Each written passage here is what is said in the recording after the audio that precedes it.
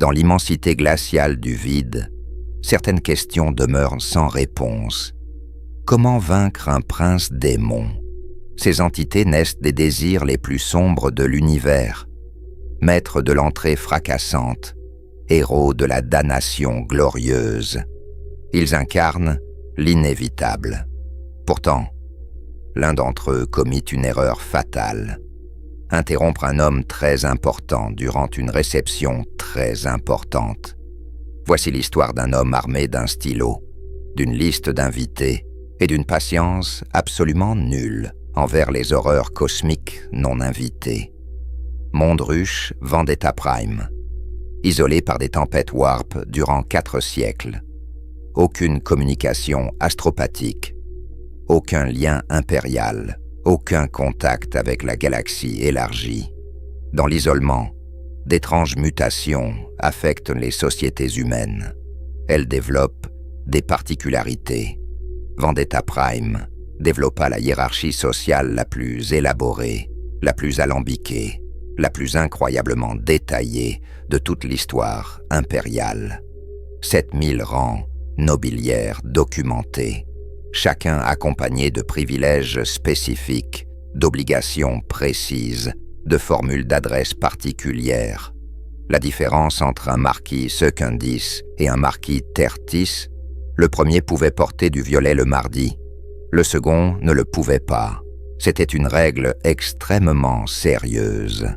Le duc Aurelius von Castral III occupait le rang 2847 dans cette hiérarchie, suffisamment élevé pour compter, suffisamment bas pour demeurer éternellement insatisfait. Depuis 20 années, il menait une guerre sociale acharnée contre le duc Mortimus von Blackstone IV, rang 2846, leur champ de bataille, les invitations aux dîners mondains, leurs armes, les affronts calculés et les compliments passivement agressifs. L'enjeu, qui s'assiérait le plus près du gouverneur planétaire au gala annuel de fondation. Le duc n'avait jamais connu la guerre véritable, jamais aperçu un orque, jamais entendu parler des tyrannides. Pour lui, la plus grande menace pesant sur l'humanité résidait dans le placement incorrect des fourchettes lors d'un dîner formel. Son palais comptait 47 000 serviteurs. Il ne connaissait aucun de leurs noms. Ils existaient uniquement comme fonction. 3e majordome, goûteur alimentaire secondaire, polisseur de boutons principal. Le duc croyait sincèrement, profondément, que l'empereur de l'humanité se préoccupait avant tout d'étiquettes appropriées. Le 487e bal annuel de l'Ascension approchait, l'événement social de la décennie. Le duc Aurelius avait consacré 3 années à planifier son entrée. Sa cape seule coûtait plus que le budget d'équipement annuel d'un régiment de garde. Chacun de ses boutons était sculpté dans l'os de phalange d'un saint certifié. Son épée cérémonielle n'avait jamais tranché plus ferme qu'un ruban. Précisément à 21h47, heure locale, alors que le duc expliquait à un auditoire captif pourquoi le nouveau titre du baron Fellstad était manifestement falsifié, la réalité se déchira. La température chuta de 20 degrés. L'air acquit un goût de douceur, impossible, mêlé de sucre pourrissant. Chaque miroir de la salle de bal reflétait des images différentes, toutes subtilement, horriblement incorrectes. Et par la blessure ouverte dans l'espace réel, apparut Shvakus, le resplendissant, prince démon de Slaanesh, élevé au rang de démonhood après avoir corrompu un monde sanctuaire entier par le médium de la danse interprétative. Sa forme défiait toute description, belle et atrocement répugnante. Trop de membres, tous parfaits, des yeux promettant des plaisirs capables de vous anéantir totalement. Une voix semblable à de la soie passée dans un broyeur de viande. La salle de bal explosa en panique. Les nobles hurlèrent. Les gardes du palais tirèrent des salves laser qui ne firent rien. Quelqu'un s'évanouit dramatiquement dans la vasque de punch. Le duc Aurelius observa le prince démon se manifester, soupira avec l'exaspération lasse d'un homme dont le dîner vient d'être interrompu, et prononça les mots qui résonneraient à travers le warp durant des millénaires. « Et vous êtes ?» Le prince démon s'était manifesté pour récolter des âmes, pour se nourrir du désir brut, pour corrompre la plus haute noblesse et transformer ce monde en terrain de jeu d'excès glorieux et interminable. En 10 000 années d'existence, jamais il n'avait anticipé qu'on lui réclamerait des documents administratifs. « Je suis Shvakus le resplendissant », proclama-t-il, sa voix fracassant 3 fenêtres et les tympans d'un serviteur malheureux. Prince démon du prince sombre, déchireur de voiles, danseur dans les... « Oui, oui, bien sûr », interrompit le duc, levant son monocle vers son œil. « Mais quel est votre titre? Votre titre véritablement reconnu? Êtes-vous baron, comte? Possédez-vous la documentation nécessaire ?» Le prince démon avait torturé des inquisiteurs, séduit des spaces marines, fait hurler des planètes entières dans une extase agonisante, unifiée. Jamais personne ne lui avait réclamé de paperasse. « Je suis un prince », hasarda-t-il, sa voix parfaite, soudain incertaine. « Un prince de quoi ?» Le duc examina le prince démon à travers son monocle, comme s'il étudiait un invité mal habillé, ayant franchi les portes sans autorisation. De quel système? Sous quelle autorité? L'administratum possède des exigences très spécifiques concernant les titres princiers. Article 7, sous-section 4 de la loi d'authentification nobiliaire. Vous en êtes certainement familier. Le massacre glorieux que le démon avait planifié semblait soudain très lointain. Shvakus tenta ses approches habituelles. Elle n'avait jamais échoué auparavant. Premièrement, la tentation. Il offrit au duc un pouvoir au-delà de toute imagination, la capacité de remodeler la réalité d'une seule pensée. « Je possède déjà le pouvoir », répliqua le duc sans lever les yeux de son vin suspectivement vibrant. « Je suis duc, je peux faire fouetter quiconque dans cette salle pour avoir utilisé la mauvaise fourchette à salade. Que m'offrez-vous précisément que je ne possède pas déjà ?» Le démon offrit l'immortalité. « Ma lignée est immortelle », renifla le duc. « Le nom von Castral perdure depuis 6 millénaires. Je suis effectivement éternel par hérédité. De plus, avez-vous constaté ce que l'immortalité véritable inflige à la peau ? Absolument répugnant. » Le démon offrit la connaissance des mystères infinis et terribles du warp. À moins que cette connaissance n'inclue quelques ragots particulièrement croustillants concernant le fils illégitime du duc Van Blackstone, je ne suis pas intéressé. Le prince démon changea de tactique. Si la tentation échouait, la peur ne le ferait pas. Sa forme se métamorphosa, l'illusion de beauté fondant pour révéler son horreur véritable. Une chose grouillante, de bouches infinies et d'angles impossibles, chaque surface simultanément captivante et nauséeuse. Le duc plissa les yeux.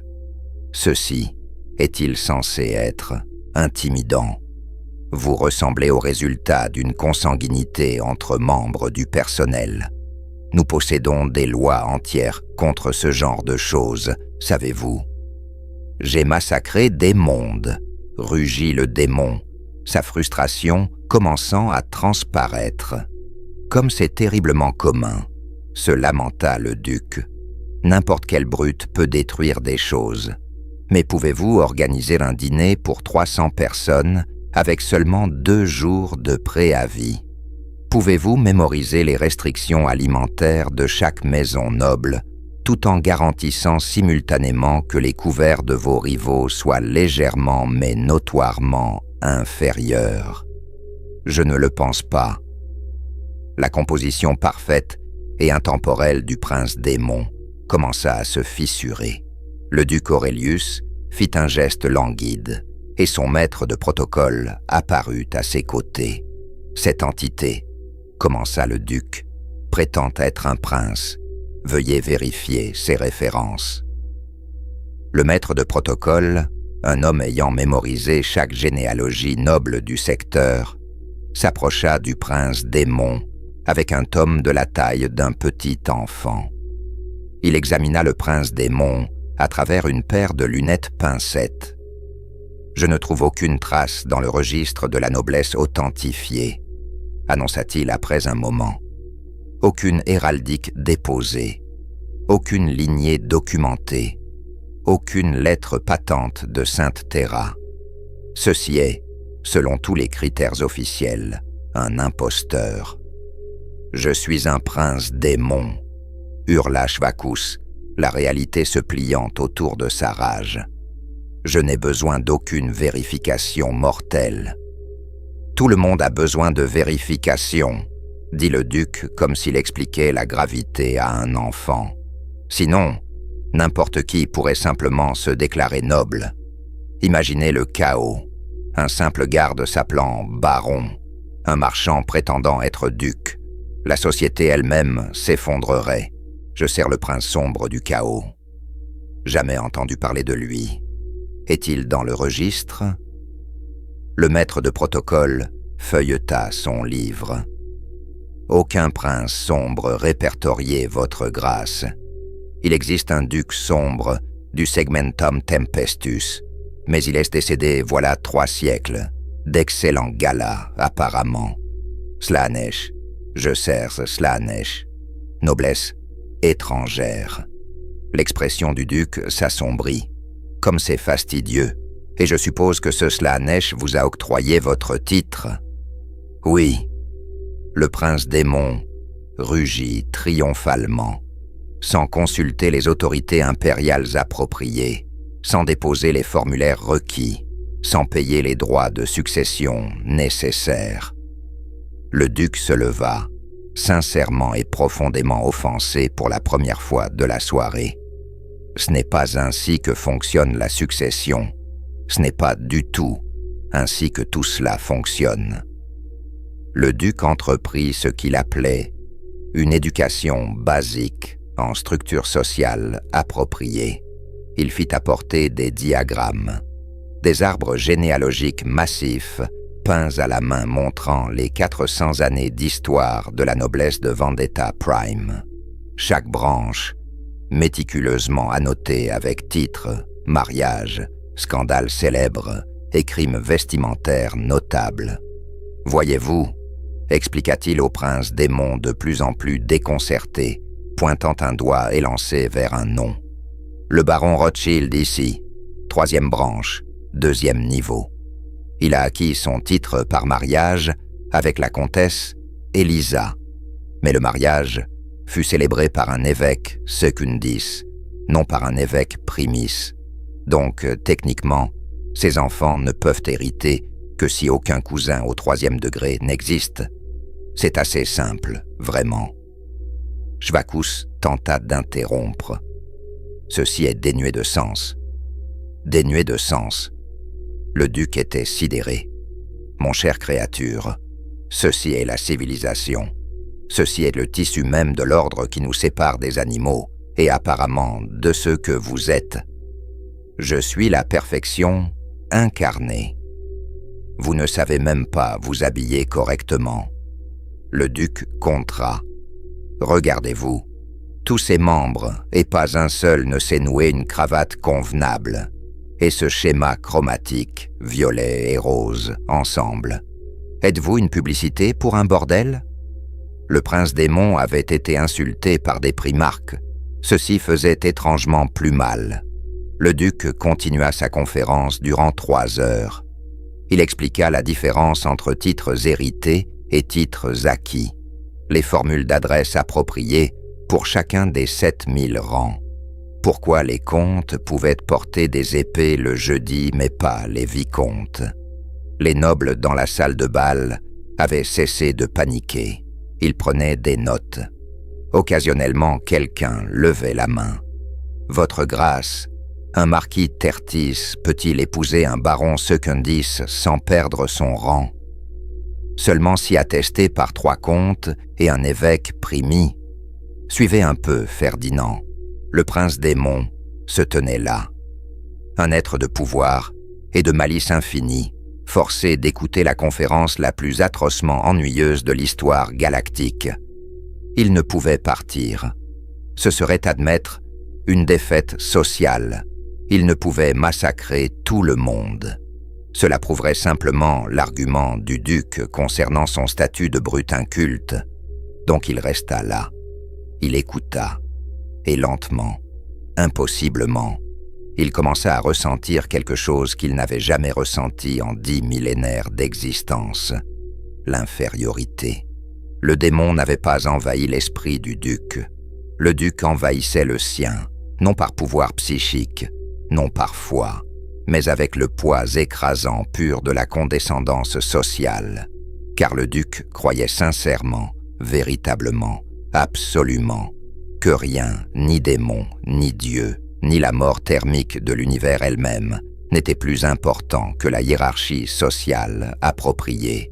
Et cette croyance était si pure, si complète, si monumentalement arrogante qu'elle créait sa propre réalité. Le prince démon était en train d'être inscrit dans un cours d'étiquette. Le duc, ayant conclu que le prince démon était manifestement un nouveau riche, tentant une escalade sociale désespérée, décida qu'il devait l'enrôler. « Je suppose, dit-il avec un soupir las, que vous cherchez un emploi. »« Quoi ? Eh bien, vous êtes manifestement venu ici chercher du patronage, apparaître lors de l'événement social le plus important de la décennie, faire un scandale, exiger de la reconnaissance. C'est transparentement désespéré, mais je suppose que j'admire l'initiative. Je suis venu récolter vos âmes. Oui, tout le monde veut quelque chose. La question est, que pouvez-vous faire pour moi ? » Il commença à tourner autour du prince démon, comme un expert en art, examinant un achat douteux, provenant d'une vente aux enchères de province. « Vous êtes certainement dramatique. Cela pourrait être utile.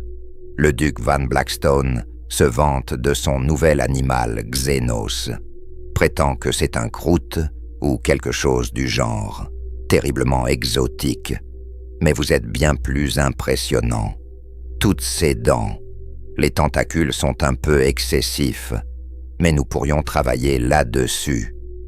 Je ne suis pas un animal de compagnie. » « Bien sûr que non, » acquiesça le duc sans hésiter.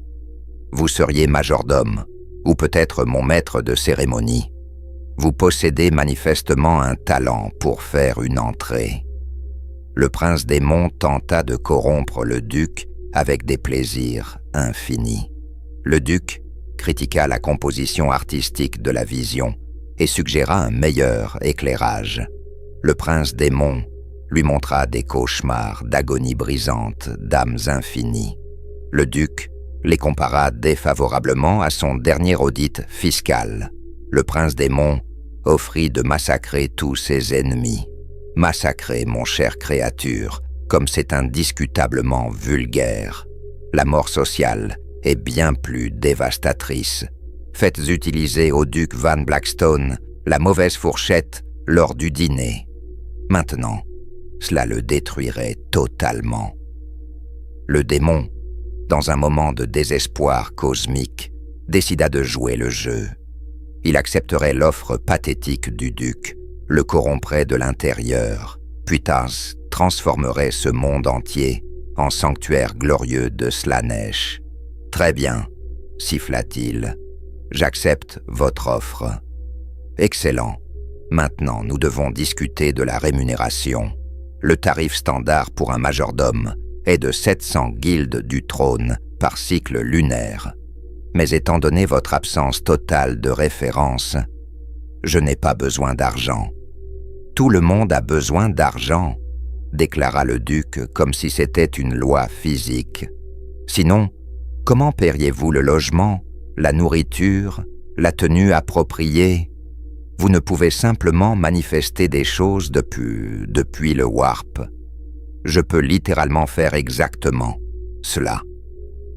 Sans documentation d'importation appropriée, c'est de la contrebande. Hautement illégale, je n'aurai pas de criminels parmi mes employés. La négociation continua durant 2 heures. Le duc insista sur des conditions d'emploi standards. Vérification d'antécédents. Référence vers l'errant vérifiable. Une période probatoire de 90 jours. Vous devrez rejoindre la guilde des majordomes, naturellement. La quoi? La guilde, répéta lentement le duc. Le syndicat. Leurs règles sont très strictes. Vous ne pouvez simplement être majordome. Il y a un apprentissage. Il y a des examens. Il y a des exigences de formation continue sur le placement de l'argenterie. J'existais avant que votre espèce n'évolue la colonne vertébrale. Expérience sans certification, dit froidement le duc, n'est que de l'amateurisme. Il produisit contrat après contrat, formulaires en triplicata, serment de loyauté à l'impérium que le prince démon ne pouvait manifestement signer, documentation fiscale nécessitant un numéro de citoyen impérial valide. J'aurai besoin de votre acte de naissance. Je ne suis jamais né. J'ai été élevé de la mortalité au Demonhood dans une apothéose glorieuse. Ah, une promotion. Le duc hocha la tête. Depuis quel poste? J'étais un champion de Slaanesh. Champion n'est pas une position civile reconnue. Étiez-vous militaire, administratif, secteur privé? L'esprit parfait du prince démon commençait à se fissurer. Chaque réponse menait à davantage de questions. Chaque explication nécessitait une documentation qui n'existait pas et ne pouvait exister. Il était piégé dans un labyrinthe bureaucratique sans sortie, conçu par un démon qui le trouvait parfaitement raisonnable. 6e heure de l'entretien d'embauche. Le duc était passé à l'explication des 47 000 règles de conduite du palais. Pas de course dans les couloirs, pas de manifestation après minuit, pas de possession d'âmes non autorisées. La prise d'âme me préoccupe particulièrement, nota le duc, tapotant son stylet sur une ardoise de données. C'est très perturbateur pour la planification. Si vous prenez l'âme de quelqu'un, qui va polir l'argenterie? Avez-vous considéré les effets logistiques en cascade? L'argenterie n'a pas d'importance quand la réalité elle-même brûle. La réalité qui brûle n'est pas une excuse pour de l'argenterie ternie, répliqua sévèrement le duc. Les standards doivent être maintenus. Le prince démon tenta une dernière approche désespérée. Il tuerait le duc, simplement l'effacerait, mettrait fin à ce tourment. Il leva une griffe parfaite et terrible. « Avant que vous ne fassiez ce que vous êtes sur le point de faire », dit le duc sans lever les yeux de sa paperasse. « Vous devriez savoir que me tuer vous rendrait techniquement responsable de mes domaines. Toutes les 47 propriétés, chacune avec ses propres obligations fiscales, salaire des serviteurs et engagements sociaux. Mon carnet de rendez-vous seul contient 8000 entrées pour l'année solaire prochaine. » La griffe s'arrêta, tremblante en plein air. « Vous devriez assister à chaque garden party, chaque gala, chaque lecture de poésie insupportablement ennuyeuse en tant que moi. Parce que si le duc von Castral n'apparaît pas, les gens parleront. Et les discussions se transformeront en enquête. Une enquête révélera que vous, une créature sans documentation appropriée, avez assassiné un père du royaume. Donc, vous serez audité. » Le mot frappa le prince démon comme un obus bolter. L'administratum ne se soucie pas d'hérésie, Ils se soucient de paperasse. Ils n'enverront pas d'inquisiteurs. Ceux-là, vous pourriez les corrompre. Ils enverront des auditeurs. Avez-vous déjà rencontré un auditeur? Ils n'ont aucune âme à corrompre, seulement des procédures, infinies procédures. Le prince démon abaissa sa griffe. Il était vaincu. Shvakus le resplendissant, prince démon de Slanesh, corrupteur de monde, danseur dans les flammes d'étoiles mourantes, prit une décision qui résonnerait à travers l'éternité. Il abandonna. « Que » siffla-t-il entre des dents serrées. « Dois-je faire pour quitter cet endroit ?»« Partir. » Le duc sembla sincèrement perplexe. « Mais nous n'avons pas terminé votre orientation. Il reste encore 12 000 règles à couvrir.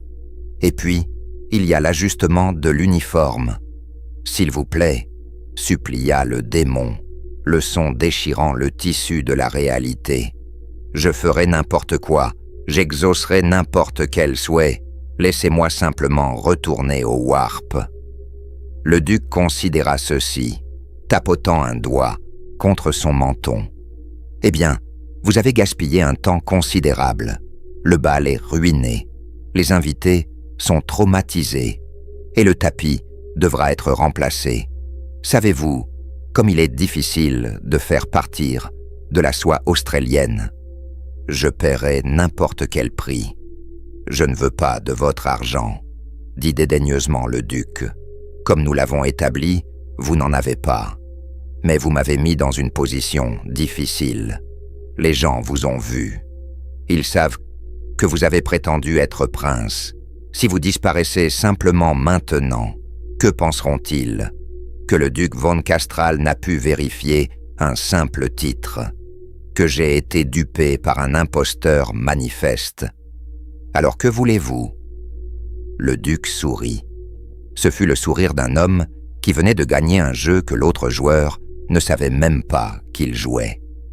Vous devez accepter un titre approprié de ma part. Quoi? Si je vous octroie un titre, alors vous devenez légitime, vous devenez partie du système, plus un embarras social, vous serez... Il se tourna vers son maître de protocole. Quel est le rang le plus bas disponible dans la pairie? Le maître de protocole consulta son tome. Ce serait baron, votre grâce. Spécifiquement la baronnie de l'annexe des toilettes occidentales, 3e stalle. Elle est vacante depuis l'incident malheureux du baron Fitzgerald avec le recycleur de déchets. Parfait, déclara le duc. Je vous octroie par la présente le titre de baron. Félicitations. Le prince démon recula comme frappé. Je ne peux accepter un titre mortel. Alors vous ne pouvez partir, dit calmement le duc. La sécurité du palais est très stricte concernant les visiteurs non documentés. Vous serez détenu indéfiniment dans la salle de questionnaire. Elle est très petite, très beige, très silencieuse. Juste vous et des formulaires standardisés, pour toujours. Le prince démon avait torturé des mortels durant des millénaires. Il comprenait la souffrance de manière que les humains ne pouvaient imaginer. Mais ceci était autre chose. C'était de l'anti-souffrance, l'absence complète et totale de quoi que ce soit, valant la peine d'être expérimenté. Si j'accepte ce titre, alors vous êtes libre de partir, dit allègrement le duc. Retour au Warp pour faire ce que les princes démons font. Corrompre des choses, je suppose. Un passe-temps très fastidieux, mais à chacun le sien. Juste le titre, rien d'autre? Oh, il y a quelques obligations cérémonielles mineures. L'inspection annuelle des toilettes, supervision de la taxation des égouts. Mais vous pouvez faire cela à distance. Déposez les formulaires appropriés et vous n'aurez jamais besoin de revenir. Le duc produisit une seule feuille de parchemin. En haut, en script élaboré, lettre patente pour la création du baron de l'annexe des toilettes occidentales, troisième stalle. Signez ici. Le prince démon regarda le document. Une chose si petite, si pathétique. Elle ne pouvait possiblement avoir d'importance. C'était juste des mots. Folie mortelle. Il signa. L'instant où le nom véritable de Shvakuz toucha le parchemin, quelque chose changea. Pas dans le royaume matériel, dans le warp. Le document devint réel de manière transcendant la réalité. Il fut enregistré dans le grand registre de l'administratum. Il fut inscrit dans le livre des jours. Il fut murmuré dans les salles dorées hurlantes du propre palais de Slaanesh. Le prince démon était désormais officiellement, bureaucratiquement et éternellement baron de l'annexe des toilettes occidentales, troisième stalle. Le prince démon s'enfuit. Il déchira la réalité et plongea tête première dans le warp, désespéré d'échapper à l'horreur profonde de ce qui venait de se produire. Mais le warp est un lieu d'émotion, de croyance, de perception, devenant réalité. Et chaque démon, chaque esprit, chaque dieu ressentit le changement. Shvakuz, le resplendissant, n'était plus. À sa place se tenait le baron Shvakuz, baron, le plus bas des rangs nobles. D'une toilette, la troisième stalle. Les autres princes démons le sentirent immédiatement. Baron, Inari l'infiltrateur, rit, un son comme du verre se fracassant. Tu as accepté le rang de baron. C'est un baron de toilette. Dumbrid l'exalté rugit. Même Slaanesh le remarqua. L'attention du prince. Sombre se tourna vers son serviteur.